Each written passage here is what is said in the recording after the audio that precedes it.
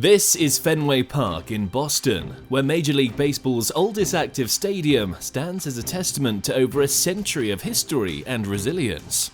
Thanks to a decade-long $285 million renovation, this iconic ballpark has been revitalized, breathing new life into a venue that Red Sox legend Bill Lee fittingly called a shrine. With a modest seating capacity of just 37,755, Fenway remains one of the league's most cherished battlegrounds.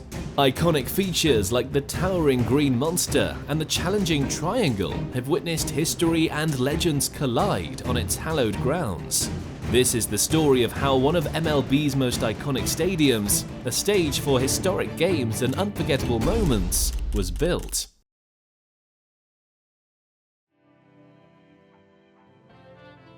Few stadiums in American baseball stir nostalgia like Fenway Park. Since its opening on April 20th, 1912, this legendary ballpark has been the beloved home of the Boston Red Sox, forever woven into the fabric of the sport and the city. A major rebuild in 1934 set the foundation for what is now the oldest active stadium in Major League Baseball. But maintaining that title is no small feat. It requires constant updates to meet modern standards. Fenway's charm is in its quirks: the towering green monster, the oddly placed Pesky's pole, and the offbeat asymmetrical field. As one of the last two dual-box ballparks, it harks back to a time when stadiums felt like neighborhood hangouts. Yet this intimacy comes with limitations. The cramped Fenway Kenmore location restricts capacity and expansion, making it one of the smallest venues in the league. By the 1990s, as other teams moved to shiny new stadiums backed by public subsidies, Fenway's infrastructure was showing its age. Despite its drawbacks, the park's legacy was undeniable, having hosted 11 World Series and countless historic moments. By 1999, one question loomed: should Fenway's history be preserved through renovation, or was it time to start fresh? Immediately, we'll dive into the surprising way Fenway's revival was funded compared to other stadiums. But first, let's uncover whether the 1999 owners' plan to save Fenway was a brilliant strategy or a devious scheme.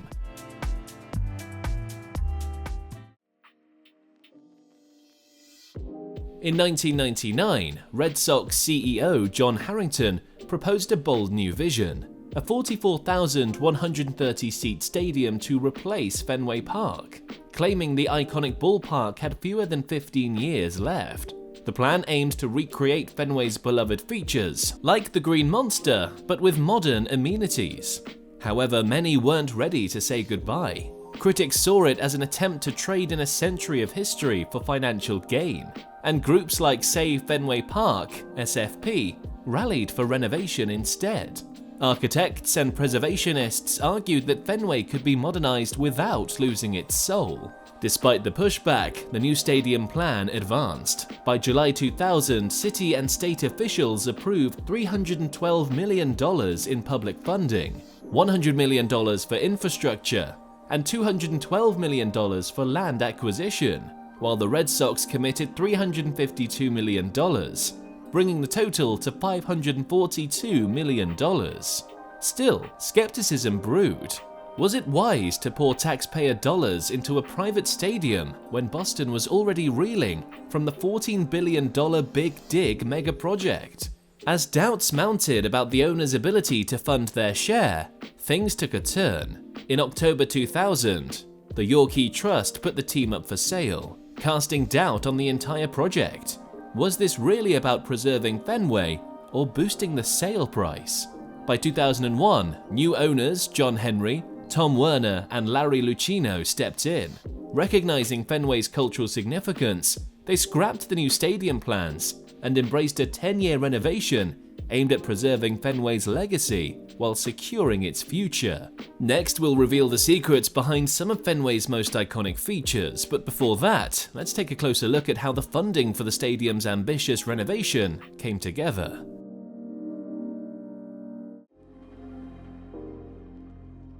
The ambitious 10-year, $285 million renovation of Fenway Park was entirely funded by Red Sox ownership, avoiding the need for public money. By spreading the investment over a decade, they committed around $28.5 million annually, with an additional $40 million in the final years. The phased approach allowed for consistent upgrades, preserving Fenway's historic charm while modernizing its features to extend its life by 30 to 40 years.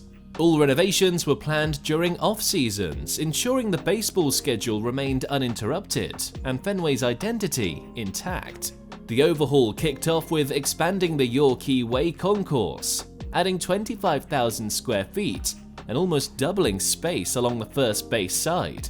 Food prep areas were moved to nearby buildings, opening up interior space and improving the concourse flow. In 2003, 269 seats were added atop the Green Monster, giving fans a unique perspective from 37 feet above the field, all while keeping the iconic wall's charm intact. I must confess that adding seats on top of it last season was a path we went with some trepidation about whether or not we were tampering with something that was meant to be left alone. Seating expansions continued with the Budweiser right field roof deck, adding 192 seats and standing room for 250. The .406 Club, a glass-protected seating area behind home plate, was replaced by the open-air EMC Club and State Street Pavilion, adding 5 rows along the baselines, enhancing the fan experience.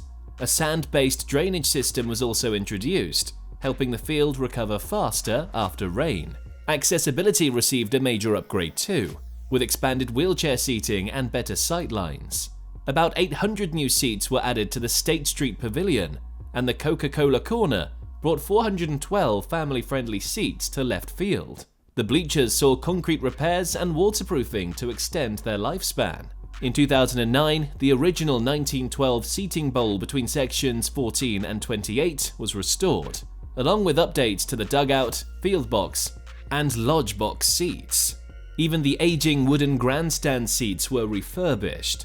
An additional 560 seats were added to the right field roof, along with new restrooms and concessions to improve the fan experience.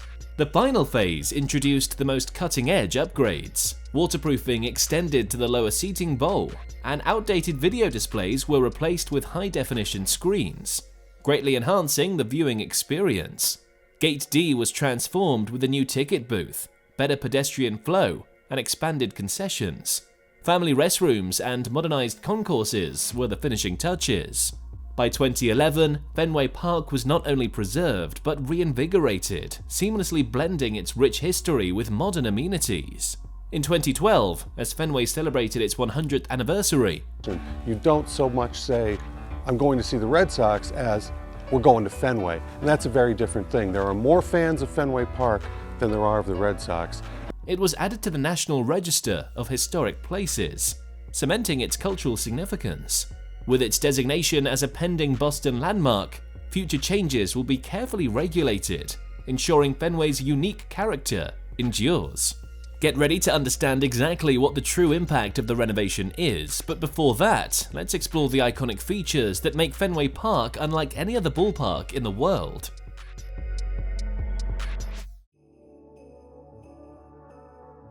Fenway Park's design is a captivating blend of historical quirks and modern enhancements, giving the ballpark its distinct character. Over the years, it has skillfully balanced traditional charm with necessary upgrades to stay competitive. The most iconic feature is, of course, the Green Monster, a 37.167-foot left field wall, just 310 to 315 feet from home plate. This short distance marks the park hitter-friendly, allowing batters to turn deep fly balls into home runs or doubles. The Green Monster seats offer fans a unique view from atop the historic wall, while the manually operated scoreboard built into it is still updated by hand, preserving a piece of baseball tradition. Isolated out here, and there was just a house phone that someone would call down the scores between innings from a ticker up on the 5th floor. The outfield's distinctive zones add another layer of complexity. The triangle, a 420-foot deep section in center field, creates unpredictable bounces due to its irregular angles, challenging even the most seasoned outfielders. Then there's Williamsburg, the bullpen area, built in 1940 just 23 feet closer to home plate than the rest of right field. Designed to give left-handed hitters an advantage, it shortens the distance to right center. adding a strategic twist to the game. Fenway's foul poles are no less storied. Pesky's pole in right field at just 302 feet from home plate marks the shortest outfield distance in Major League Baseball. Named for Johnny Pesky, the pole gained fame when pitcher Mel Parnell credited Pesky's game-winning home run for grazing it. Across the field, the Fisk foul pole commemorates Carlton Fisk's legendary home run in Game 6 of the 1975 World Series, where he famously waved the ball fair as it struck the pole. Seating capacity has fluctuated with various renovations, generally ranging between 33,000 and 38,000. As of 2024, the ballpark accommodates 37,305 fans for day games and 37,755 at night. The slight difference is due to the batter's eye, a black tarp covering the seats in Section 35 during day games to help batters see against the bright sun. In 2011, 3 high-definition video boards were installed, drastically enhancing visibility and the fan experience. The centerpiece is the 100-foot wide by 38-foot high John Hancock screen, with additional displays in left and right field, bringing a modern touch to the historic venue.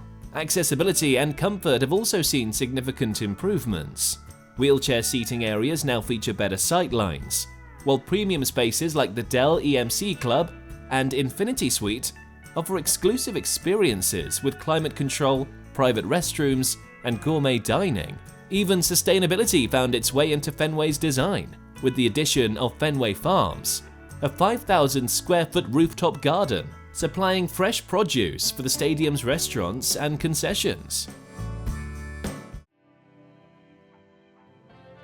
The renovation breathed new life into Fenway Park, extending the historic ballpark's lifespan while modernizing it for future generations and preserving its cultural significance. With upgrades spread out over a decade, the economic impact unfolded gradually, but the benefits were undeniable. Improved amenities, expanded seating, and premium spaces boosted revenue from ticket sales, concessions, and events. Fenway continues to reign as Massachusetts' most visited site, its allure undiminished. Culturally, the renovations maintained Fenway's historic charm, enhancing the fan experience without losing the ballpark's soul.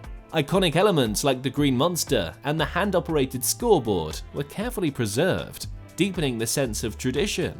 The upgrades also made Fenway more versatile, hosting concerts and other sports alongside baseball, thereby broadening its cultural impact. On the environmental front, the Fenway Farms rooftop garden promotes sustainability by supplying fresh produce for concessions. Socially, the renovations enhanced accessibility, adding better seating for people with disabilities and ensuring the ballpark remains inclusive. In every sense, Fenway's revival kept the magic alive while embracing the future.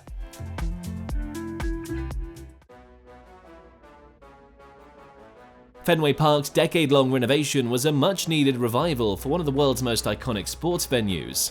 It breathed new life into a century-old landmark, blending past and present to create a stadium that honors history while embracing the future. The transformation went beyond the physical structure. It deepened the connection between the ballpark, the city, and generations of fans who see Fenway as more than just a venue, but as a living, evolving story. Ready to be amazed by the next groundbreaking construction project? Click on the video now and dive into a world where engineering and imagination collide. See you there!